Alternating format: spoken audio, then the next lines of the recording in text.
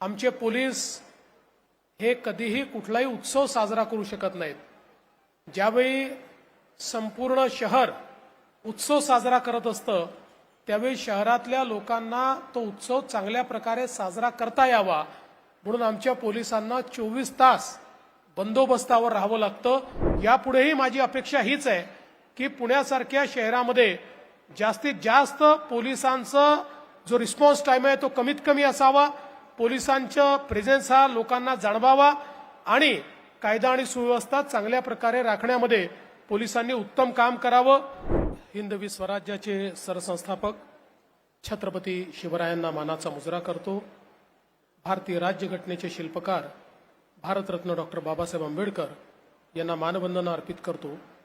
आजच्या या अतिशय चांगल्या सोहळ्यामध्ये मंचावर उपस्थित आपल्या राज्याचे उपमुख्यमंत्री माननीय अजितदादा पवार, केंद्रीय राज्यमंत्री मुरली अण्णा मोहोळ, आपले महाराष्ट्राचे मंत्री माननीय चंद्रकांत दादा पाटील, राज्यमंत्री माधुरीताई मिसाळ, या ठिकाणी उपस्थित असलेल्या खासदार सुनेत्राताई पवार, सुनीलजी तटकरे, त्याचप्रमाणे सुनीलजी कांबळे, सिद्धार्थजी शिरोळे, अमितजी गोरखे, हेमंतजी रासने, योगेशजी टिळेकर, विजयजी शिवतरे, सुनीलजी शेळके, पोलीस आयुक्त श्री अमितेश कुमार, श्री रंजन कुमार शर्मा, श्री अरविंद चावरिया, श्री शैलेश बलकवडे, श्री प्रवीण पाटील, श्री पुनीत बालन, या ठिकाणी उपस्थित सर्व मान्यवर आणि उपस्थित पोलीस परिवारातील माझ्या सर्व परिवारजन भगिनी आणि बंधूंनो, मी पुण्याचे पोलीस आयुक्त श्री अमितेश कुमार आणि त्यांच्या संपूर्ण टीमचं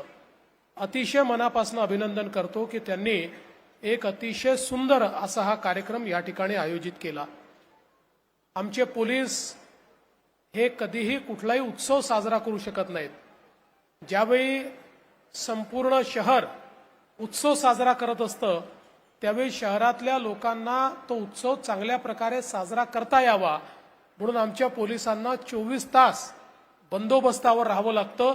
त्या उत्सवापासून दूर राहावं लागतं, आपल्या परिवारापासून देखील दूर राहावं लागतं आणि म्हणून अशा पोलिसांना किमान आपल्या परिवारासोबत एखादा उत्सव तरी साजरा करता यावा, त्याकरता हा पोलिसांचा उत्सव तरंग या ठिकाणी आमच्या पोलीस आयुक्तांनी आणि त्यांच्या टीमने या ठिकाणी आयोजित केला।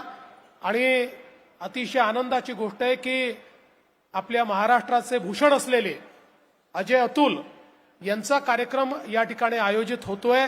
मी त्याबद्दल त्यांचंही अतिशय मनापासून या ठिकाणी अभिनंदन करतो। आज विशेषतः या कार्यक्रमाच्या निमित्ताने आपण काही पोलिसांचा सत्कार केलाय।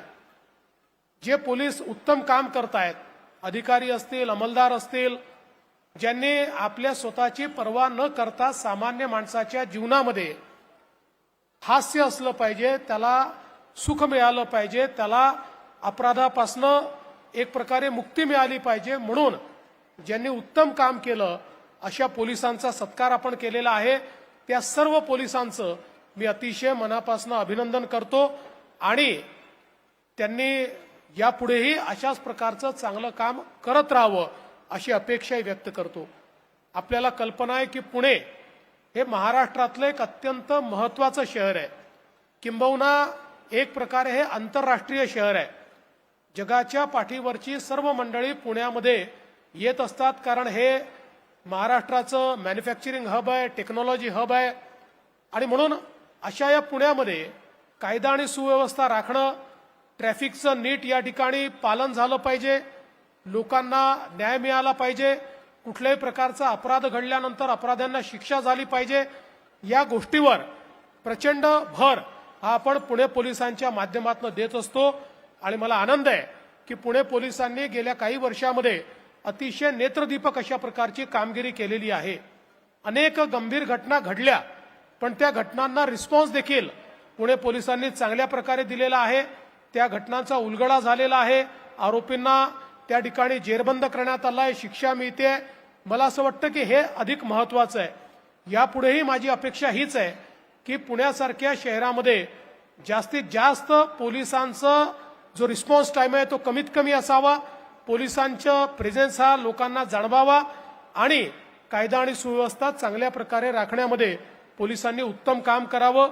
आपल्याला कल्पना आहे, आता माननीय अजितदादांनी सांगितलंय की पोलिसांना आवश्यक ते इन्फ्रास्ट्रक्चर, गाड्या असतील, कार्यालय असतील, सीसीटीव्ही असेल, टेक्नॉलॉजी असेल, या सगळ्या गोष्टी आपण उपलब्ध करून दिलेल्या आहेत. आणि एवढंच नाही तर आमच्या पोलिसांच्या एकूण वेलफेअर करता देखील अनेक गोष्टी राज्य शासन करताय. मग आरोग्याचा विषय असेल, घरांचा विषय असेल, अनेक गोष्टी या प्राधान्याने अजेंड्यावर घेऊन राज्य सरकारने गेल्या काही वर्षामध्ये आपण त्या केलेल्या आहेत. कारण पोलिसांनाही चांगल्या वातावरणात जर जगता आलं, आरोग्यदायी जगता आलं, तर ते चांगलं पोलिसिंग करू शकतील. या दृष्टीनं आपला प्रयत्न आहे. विशेषतः टेक्नॉलॉजीला अधिकाधिक आपल्या पोलिसिंगमध्ये कसं आणता येईल हा प्रयत्न आपण सुरू केलेला आहे.